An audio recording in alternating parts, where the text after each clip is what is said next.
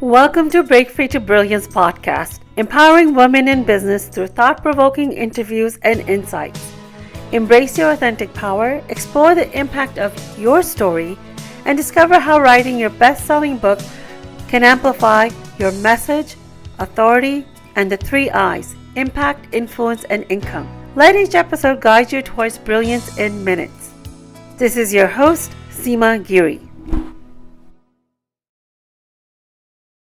Welcome to Brilliance Podcast. I'm so happy to be here with you with another amazing episode. And my name is Seema Giri, your host. Today, our very special guest is Pamela Plick. And one of the things that I love about Pamela is that we have so much in common. Pamela Plick's mission to empower women to confidently build wealth from the inside out, providing the education, strategies, and tools to grow financial confidence, security, and freedom.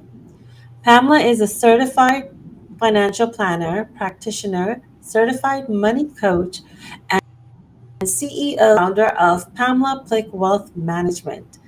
In addition to that, she is a speaker, show host, and best-selling author of Rise to Your Money Power, a step-by-step guide for building the foundation for an empowered relationship with money.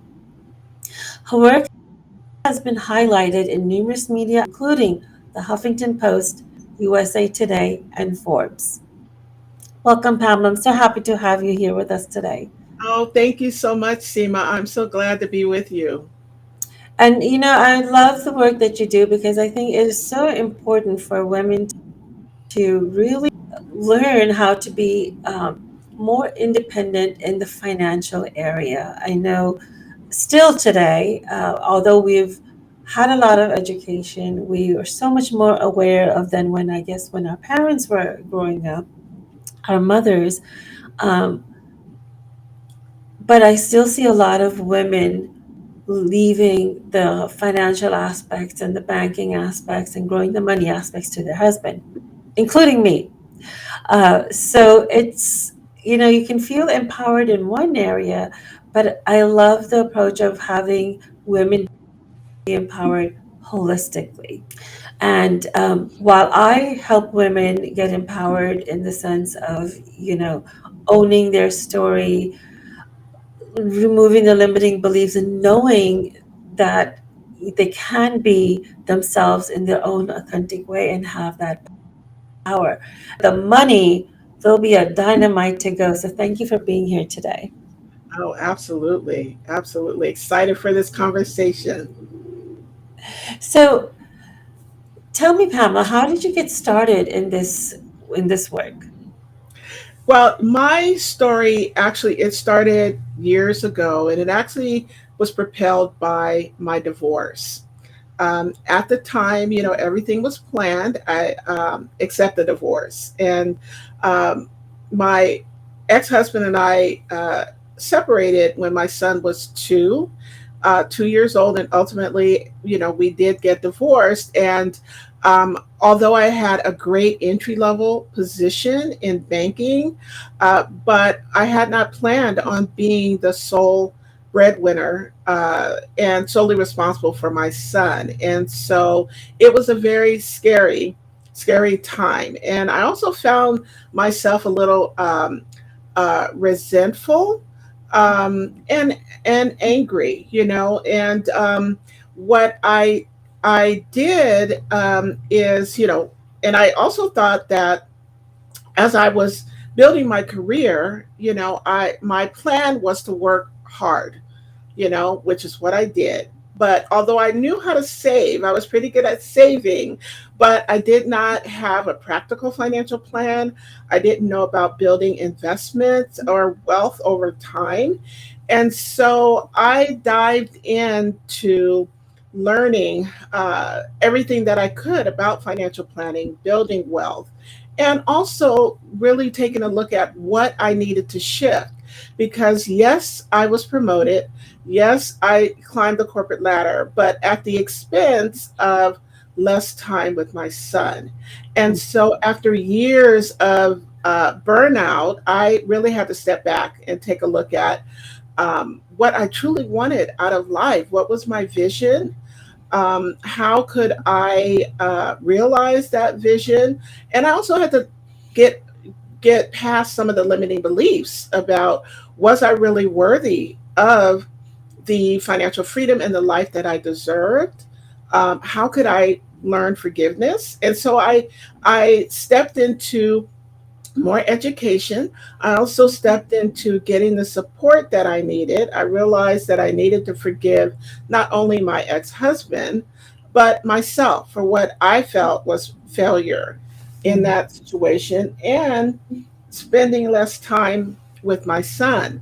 And so once I did that and got the clarity, I knew that I wanted to own my own business, and I wanted to support other women like myself who were going through the transition and not knowing how to step on the other side. And so I'm so grateful today that I have an awesome practice, a thriving practice that I love, working with the type of clients that I love, and not only with the financial freedom that I desire, but also the freedom of time to be able to spend with my son. Also doing things that I love to do, and being able to make an impact in the world as well. And so I'm just so grateful to that where I am today. Well, that's amazing journey, Pamela, and I'm so glad you took those steps that was needed at the time to get to where you are today. One of the things you said that stood out that I would like to circle back to, because I think that our listeners understand better and relate to themselves. You said that you were resentful and you had anger. What was that towards? The anger was towards some of it was towards my ex-husband, being put in the situation, because like I said, everything was planned. Now I married because I was in love, and but Mhm. everything was planned except the divorce. And I think the majority, not the fact that we ultimately divorced, but the fact that I had to be solely responsible, you Mhm. know, for my family. And I think that's where the anger came in. And and like I said, I had to learn how to practice forgiveness, because when we hold that anger in, it as you know, it's energy, and it stifles our creativity, and it also limits us from moving forward. So again, I did some work and practiced, ultimately forgave him, and also forgave myself, because what I perceived as a failure, the marriage being a failure. But looking back, it wasn't. It was a catalyst to move me forward onto the path that I'm on today. Right. Thank you for that. It is when we are going through these difficult times, there's a lot of anger that comes up, and I found that when the anger comes up, it's hard to understand where it's coming from and how to resolve it. But I found through myself and working with my clients is that once you can understand where that anger is coming from, once you can identify that, then you can work through it. You know what to do. And anger is uh, it's a natural occurrence to happen when you're going through your difficult time. But the other thing you pointed out, Pamela, was that you can't stay in there for too long. You need to accept and feel that it's there for a little bit, but then you have to move on, like you did with forgiveness. And the other thing I love what you said is forgiving yourself. Sometimes we don't realize that we need to forgive ourselves as well. That yeah, it takes two to clap, and whatever reasons things didn't happen as planned, like you said. But it's okay. Let's pick up and move from here. And that's when we feel like we've lost our power. But you were saying, you in your experience, Pamela, you found some other ways of surprising ways and unrealized ways of how women give away their money power. What are they? Absolutely. There's three common ways that I see that that women give away their money power, and the first way is by having someone else manage their finances. And I know you mentioned this earlier, but honestly, we should not blindly turn over the management of our finances to anyone. Not saying that we shouldn't have a financial advisor or trusted advisor. Yes, we do need to have that, but you need to be a partner in that relationship because at the end of the day, it's your money. And I do see a lot of women who are married or in committed relationships where they do turn over the management of the money to a spouse, and it is common that one spouse usually takes care of the day to day finances, but it should be a partnership as well. Periodically, you need to sit down and talk with them because either one of you should be able to step in case of an emergency or something happens to the other spouse. And then the second way that we give away our money power, and I'm sure if all for those of you who are moms can relate, by taking care of putting others' needs ahead of our own. As women, we're typically, historically, we are brought up to be the caregivers, right? We're the nurturers. We are taught to take care of everyone else before ourselves. And, it's not selfish to put yourself first. It's self full. Because, for those of us who want to live or strive to live a purpose filled life, we need to keep our spiritual cup full, right? What's inside the cup is for us. What spills over is for others, for those that, that depend upon us or that, that we care about in our lives. And with my clients, I tell them that, the best thing that you can do is to be financially independent in your older years so that you don't end up being a burden to your children, and the third way, which is the number one way that I see that we give away our money power, is through procrastination. Mm. A lot of times, if we don't know what to do, we just don't do anything. Or we put off making those important financial decisions. Or even as business owners, not wanting to look at our financials, making time to know where we are in our business. So the good news is with procrastination, it's easily overcome. And the way that we overcome it is through financial education. Getting the education, getting the support that you need so that you can make those informed decisions. That's true. And based on what you said, Pamela, I guess the first thing would be courage, is having the courage to look at those numbers and understand what they are, co-creating with your partner, making sure you know they can manage everything, but you need numbers like the back of your hand, and putting others first, and procrastination. I totally get that. How you do one thing is how you do everything. So when you're going through these challenges, you need to see what other areas of your life it's affecting how you're being, and education certainly is a big part of that. What do you see is the greatest challenge women struggle with when it comes to stepping into their money power? Yeah, the greatest challenge that I see is allowing our limiting beliefs and our emotions drive our decisions. Um, like when I mentioned earlier, one of my limiting beliefs was that I had to work really, really hard in order to get ahead. Mhm. Um, Another limiting belief was maybe I wasn't worthy of the the life that I desired. Um, And so thinking about what are those limiting beliefs, and commonly I hear from, especially from women entrepreneurs, thinking about, some of them are saying, well, I'm not good with money.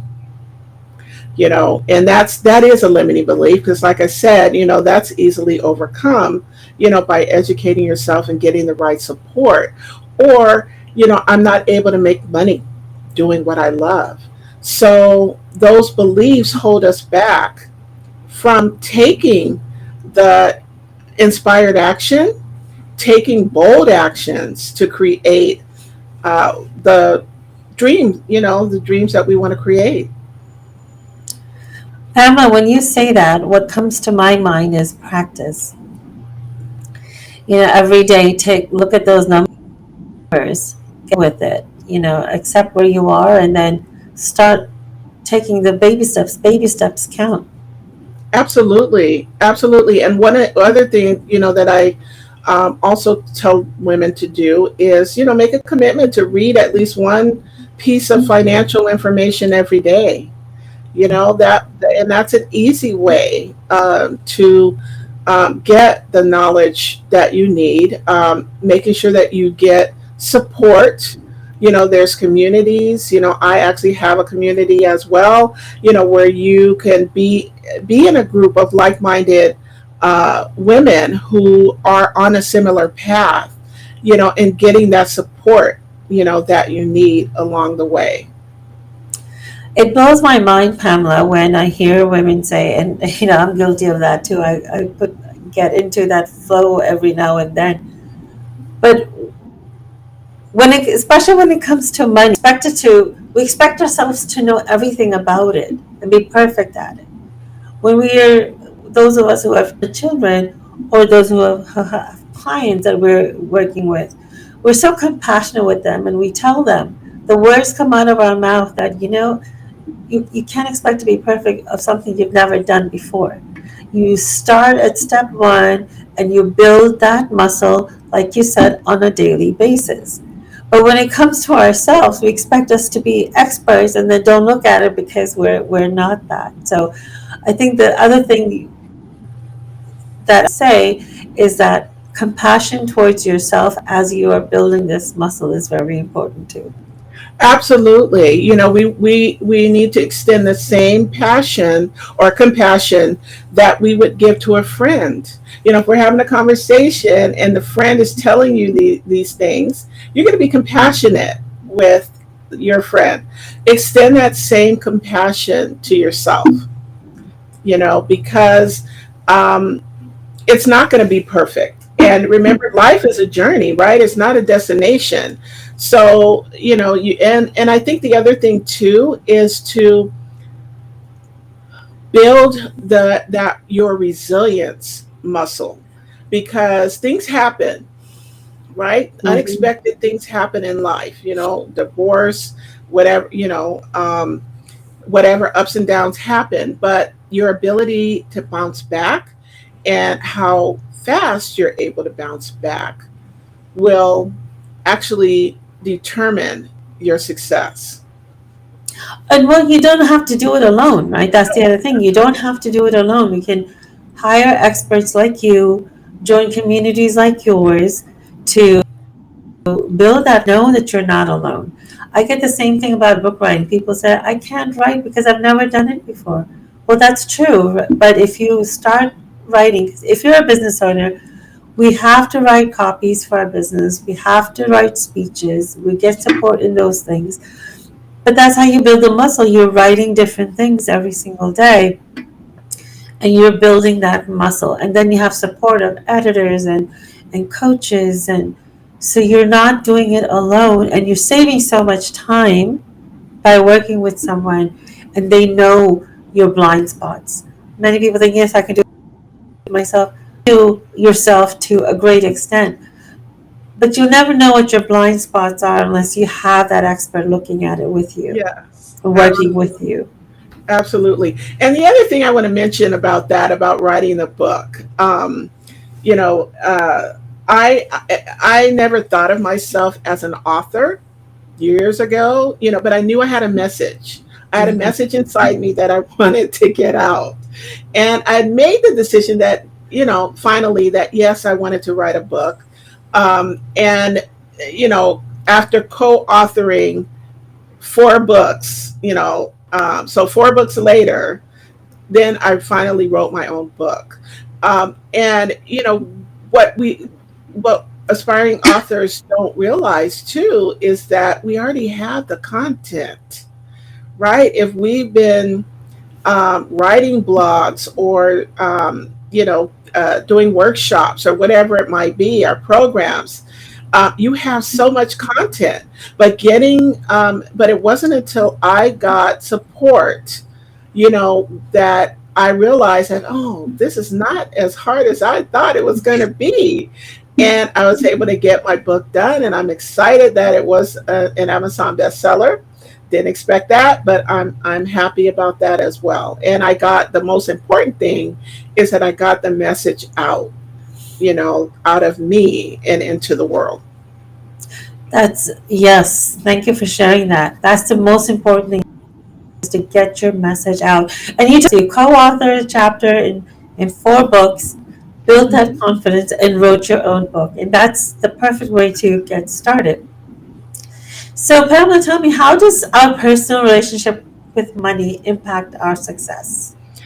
Yes, I truly believe that our personal relationship with money directly impacts how successful we are, not only in our personal lives, but also in our businesses. And what I mean by that is, if we don't have a good relationship with money, then it's going to steal our eagerness to take those bold actions, and not just random actions, but inspired actions that are going to lead us to where we want to be.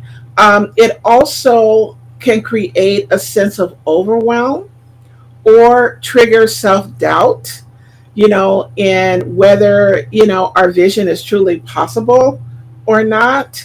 And it also causes us not to express our unique, fully express our unique gifts, because, what I know is, when we can take the fear out of building financial freedom, then that frees us up to bring our unique gifts into the world in ways that have the greatest impact.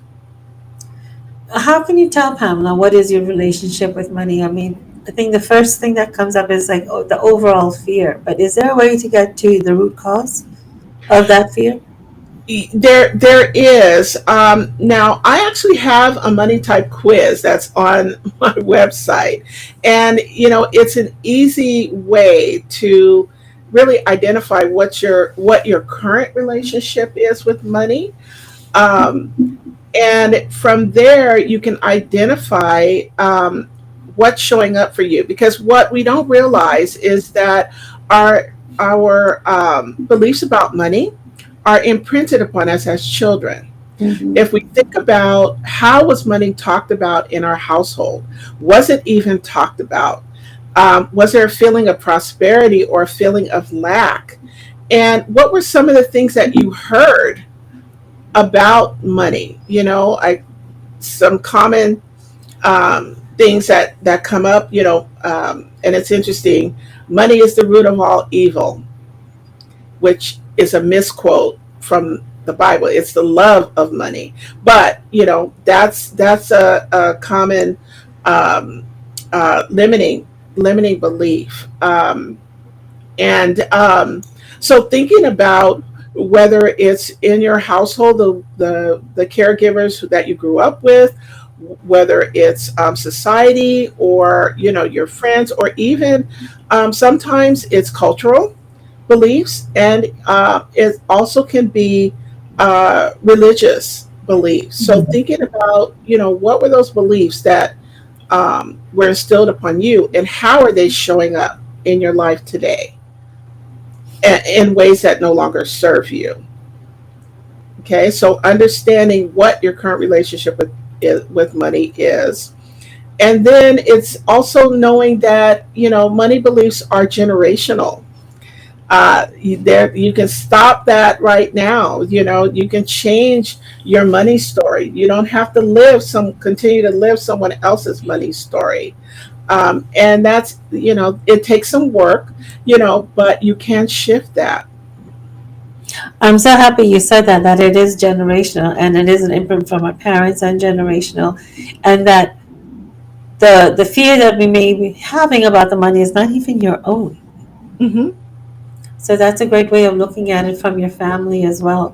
I know as an Yeah, immigrant, we had to work really hard. So what's been imprinted in me is that you have to work really hard and you have to struggle to earn money, which at that time it was true, not so much anymore. And I don't even know to what effect it was true at that time, but it's hard. It's been hard for me to release that it's not mine.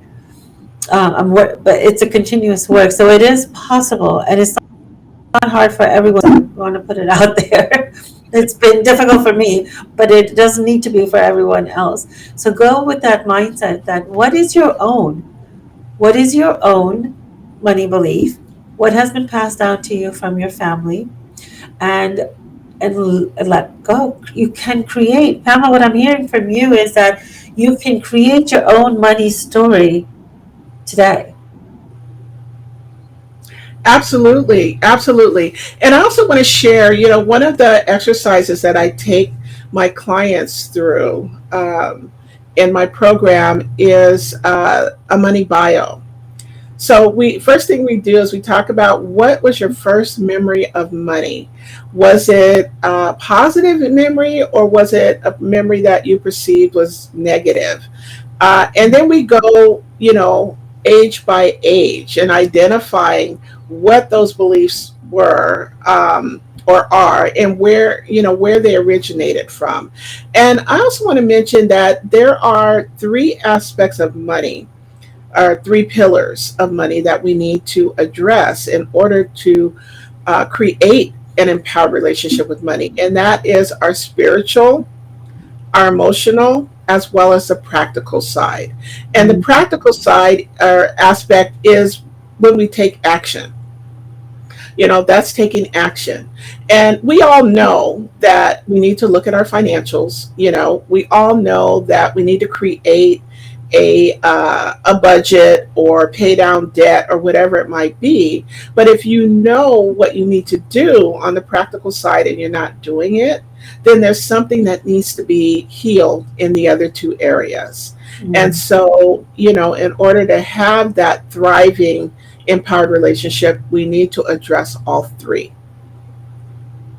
That is so interesting. Your program sounds really great, Pamela. And I think that this is the first time, not the first time, well, you're one of the second people that I've heard talk about the three pillars, the spiritual, the practical. I'm sorry, what was the third? The spiritual, the emotional, and the practical. Yeah. Wow, that's amazing. You could be stuck in one of those three if you're not really aware of what's going on. Interesting. So, Pamela, what is the number one way to begin immediately to own your money power and move more and abundantly? Sure, the number one way is to create the new money story. So kick that old money story to the curb, make a decision, set an intention that I am going to create a new money story from this day forward. And there's a couple of ways to do that, a couple of steps to doing that. The first thing is to create your vision. Create that big grand vision, write it out. I'm a big fan of reviewing it. I have my vision it's on my computer, and I read it every day. And not just related to money, but in all aspects of your life, whether, it's your business or career, spiritual, personal, what do you want your life to look like? And then the next step is to understand those limiting beliefs that are holding you back.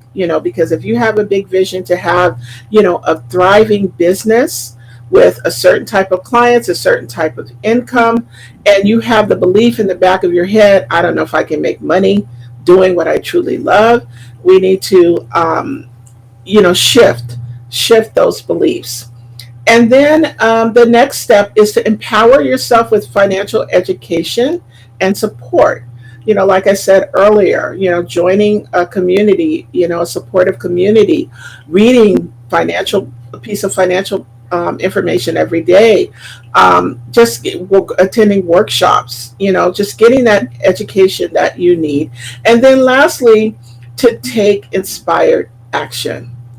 And inspired action comes from really knowing, understanding what your vision, right, and your values, what's really important to you, and out of that, you take the inspired action to create your goals and the action steps that are going to propel you towards your vision.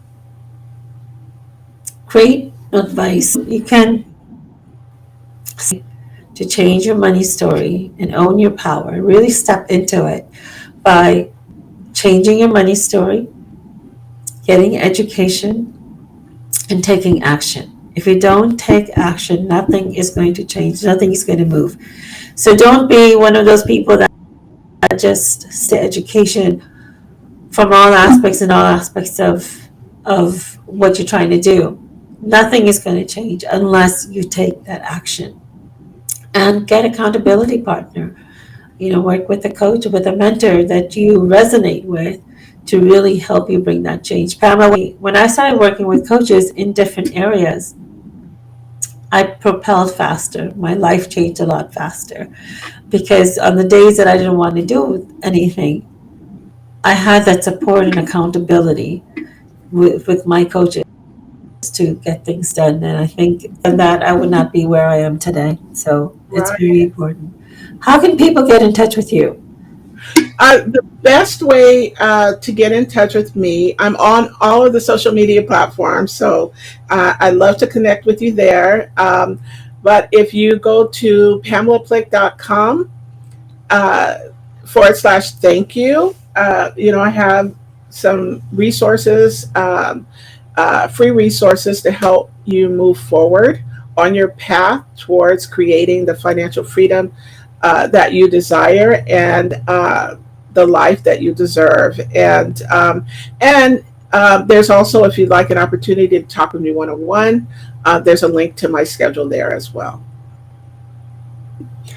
And you can get all of those links in the show notes that we will put. Pamela, is there any one last word of advice you'd like to give? I want to close with this quote, and it's a quote that I absolutely love. It's a quote from the Dalai Lama. He said this a while ago. He said, "The Western woman will save the world." And I truly, truly believe that. And it may not just be the Western woman, but women will save the world. But in order for us to do that, we need to make sure that we are getting rid of those or shifting those limiting beliefs so that we can bring our gifts into the world in a bigger, bolder way. I truly believe that too, Pamela, because women are the central pillars of the family where everything is, the whole family dynamics is around. And what you believe is what you're going to pass on. Children don't just listen to what you're saying, but they also see what you do. So when you make that change in yourself, you're changing the lives of all those around you just by taking those actions. And people watch what you're doing, they see where you've been and where you're going. And I also believe that by you taking these actions and stepping into your power, you are releasing the generational hold and the generational imprint that you've had.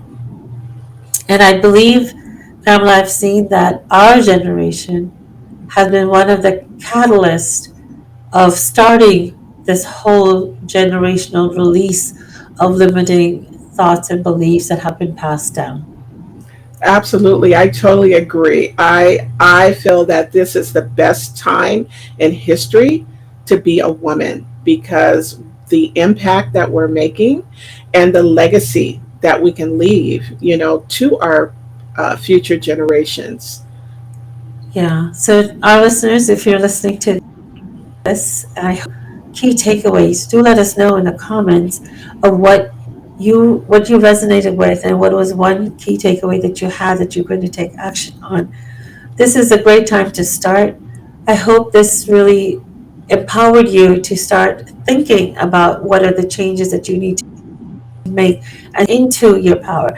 And I also am talking to those who are already on a great path to money. See how you can step into even more into your power and really help your community around you make those changes as well. Thank you so much for joining us today, Pamela. Have you here? And Oh, thank you. and to our listeners, thank you so much. And I will see you on the next episode. Thank you for tuning in to this episode of the Break Free to Brilliance podcast. And I hope you had some key takeaways that you can implement right away. Be sure to subscribe to Break Free to Brilliance wherever you listen to podcasts. You can also follow along with us on social media using the links in the show notes below. We'll see you again for the next episode.